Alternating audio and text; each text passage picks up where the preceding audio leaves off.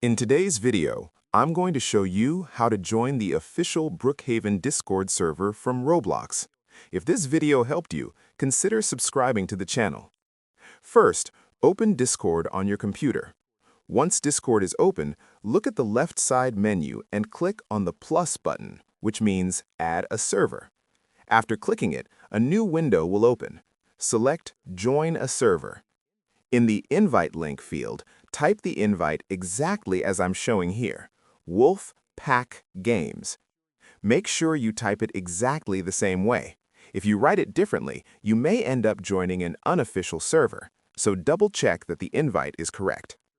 After confirming the invite, click Join a Server and you'll enter the official Brookhaven Discord server. Next, you'll be asked two questions. The first one is about which notifications you'd like to receive. In my case, I'll skip this step because I don't want notifications. Then, you'll be asked to choose your preferred language. I'll select English and click Next. Now, you'll need to read and agree to the server rules. Simply scroll down, read the rules, and click the blue Finish button. That's it. You've joined the server. You may need to verify your account to get full access. To do this, go to the left side menu, click on Verify, and follow the instructions in the message.